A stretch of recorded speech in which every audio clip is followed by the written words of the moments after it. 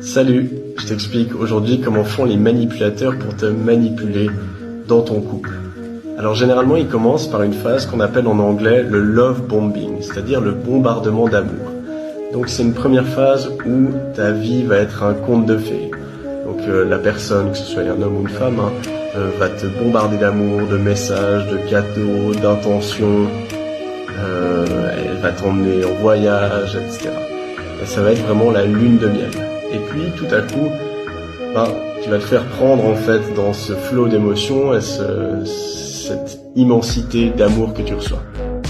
Et puis tout à coup, il y a le comportement qui change. Puis tout d'un coup, il n'y a plus ces attentions, il n'y a plus tous ces cadeaux. Et puis c'est là où il y a un manque de respect qui commence à arriver. Il y a de la violence psychologique, verbale, la violence aussi physique parfois.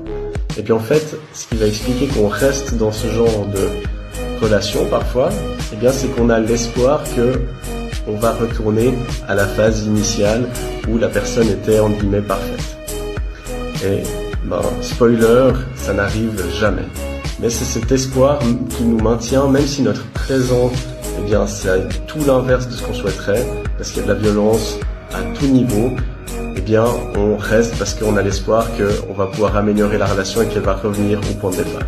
Alors, ce que je vous incite à faire dans ces moments-là, en fait, c'est que dès qu'il y a de la violence qui apparaît dans un couple, alors, ça peut arriver une fois et on travaille dessus, ça arrive 2 fois, c'est terminé, parce que la violence n'a rien à faire dans votre couple, que ça soit psychologique, physique, verbal, que ça soit du dénigrement, de la moquerie, etc., ça n'a rien à faire dans votre couple. Alors,